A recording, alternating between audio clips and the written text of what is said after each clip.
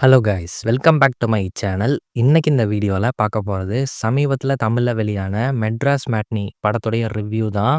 இந்த படத்துல காளி வெங்கட், ஷெல்லி கிஷோர், ரோஷினி ஹரிப்பிரியன், அப்புறம் சத்யராஜ் சார் வந்து ஒரு இம்பார்ட்டன்ட் ரோல் இந்த படத்துல வந்து ப்ளே பண்ணியிருக்காரு. ஸோ இந்த படம் வந்து ரீசென்ட்டா வெளியான ஒரு நல்ல ஒரு ஃபேமிலி டிராமா படம் அப்படின்னு சொல்லலாம். ஒரு ஃபீல் குட்டாவும், அதே சமயம் ஒரு நல்ல ஒரு ஃபேமிலி படமாவும் இருந்தது. இந்த படத்துடைய கதை வந்து என்ன அப்படின்னு முதல்ல பார்க்கலாம். ஸோ இந்த படத்துடைய கதை வந்து ஒரு ஃபேமிலிய பேஸ் பண்ண கதை. இந்த ஒரு கதைய வந்துட்டு ஒரு ரைட்டர் ஆடியன்ஸான நம்மகிட்ட வந்து எக்ஸ்பிளைன் பண்ற மாரி வந்து கதைய வந்து அமைச்சிருப்பாங்க. ஸோ அந்த ஒரு கதையில வந்துட்டு பார்க்கும்போது, கண்ணன் அவருடைய ஃபேமிலி மனைவி, ஒரு பொண்ணு, ஒரு பையன் இப்படி ஒரு சந்தோஷமான வாழ்க்கைய வந்து வாழ்ந்துட்டு இருக்காங்க. ஒரு மிடில் கிளாஸ் குடும்பம் தான். பெரிய அளவுல காசு, பணம் இல்ல அப்படின்னாலும், ஒரு நிம்மதியான வாழ்க்கை வந்து வாழ்ந்துட்டு இருக்காங்க. கண்ணன் வந்துட்டு ஒரு ஆட்டோ டிரைவரா இருக்காரு. பொண்ண வந்து படிக்க வச்சு பெங்களூர்ல வந்து வேலை பார்க்க வச்சிருக்காரு. இன்னொரு பையன் வந்துட்டு காலேஜ் போற வயசு ஆயிருச்சு அந்த பையனுக்கு. குடும்பத்துக்காக பெருசா சொத்து பத்து எதுவும் சேர்த்து வைக்கல. பொண்ணோட கல்யாணத்துக்கே வந்துட்டு பொண்ண நம்பி இருக்க வேண்டிய ஒரு கட்டாயத்துக்கு தான் இருக்காரு. ஸோ இப்படி இருக்கிற இந்த ஒரு குடும்பம் வந்துட்டு என்னென்ன பிரச்சனைகள ஃபேஸ் பண்ணாங்க.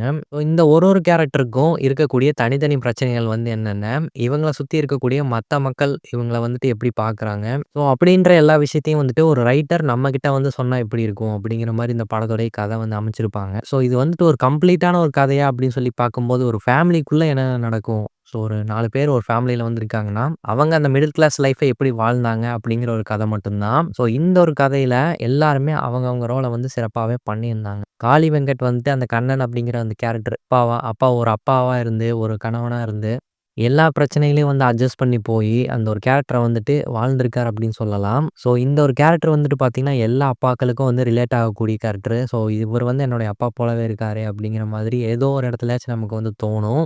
இவருடைய கேரக்டர் மட்டும் இல்ல, ஷெல்லி கிஷோர் இவருடைய ஒய்ஃப் கேரக்டர் ஆகட்டும், அதுக்கப்புறம் ரோஷினி ஹரிப்பிரியன் அந்த பொண்ணு கேரக்டரா வந்து நடிச்சிருப்பாங்க.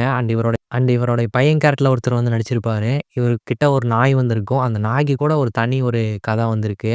ஸோ இந்த படத்துல நடிச்ச எல்லாருடைய முகமும் நம்ம மைண்ட்ல வந்து ஞாபகம் இருக்கும். எல்லா கேரக்டருமே நம்மளுடைய மைண்டுக்குள்ள வந்து அப்படியே வந்து பதிஞ்சிரும். கதாபாத்திரத்துக்கு முக்கியமான விஷயங்கள் எல்லாமே இந்த படத்துல வந்து வச்சிருந்தாங்க. ஸோ ஒரு கேரக்டரும் அவங்கவங்க ரோல வந்து சிறப்பாவே பண்ணியிருந்தாங்க. ஷாம்ஸ் ஆகட்டும், மிக முக்கியமா சத்யராஜ் சார் தான் இந்த ஒரு கதைய வந்து எக்ஸ்ப்ளைன் பண்ணுவாரு. ஸோ அது வந்துட்டு பார்த்தீங்கன்னா, ரொம்பவே நல்லா இருந்துச்சு. ஸோ அவர் சின்ன சின்ன விஷயங்கள் ஃபன்னியா சொல்றதாகட்டும், சீரியஸான இடத்துக்கு அவர் வந்து சொல்லக்கூடிய அந்த வாய்ஸ் ஓவர்ல அவர் பேசக்கூடிய விஷயங்களாகட்டும், எல்லாமே நல்லா இருந்துச்சு.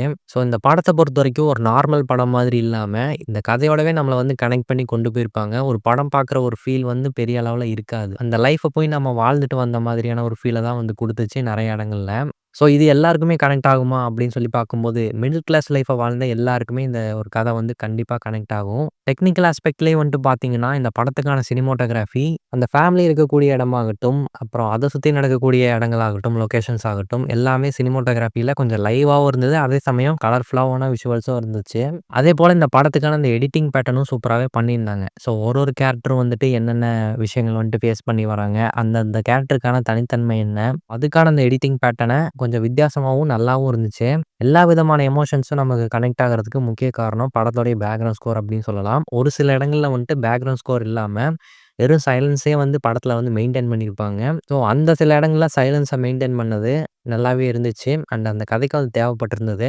ஓவராலா இந்த படத்த பார்க்கலாமா அப்படிங்கிற டவுட்டே வேணாம். ஒருத்தவங்களுடைய லைஃப்ப வந்து வாழ்ந்துட்டு வந்த ஒரு ஃபீல் வந்து இந்த படம் கண்டிப்பா குடுக்கும். ஸோ அதுல எந்த ஒரு டவுட்டும் இல்ல. ஸோ தாராளமா ட்ரை பண்ணி பாருங்க. Amazon Prime Videoல இந்த படம் வந்து அவைலபிளா இருக்கு. ஸோ செக் பண்ணி பாருங்க. இந்த ஒரு ரிவ்யூ உங்களுக்கு பிடிச்சிருந்தா லைக் பண்ணுங்க, ஷேர் பண்ணுங்க, கமெண்ட் பண்ணுங்க. இந்த சேனலுக்கு சப்ஸ்கிரைப் பண்ணுங்க. Thank you.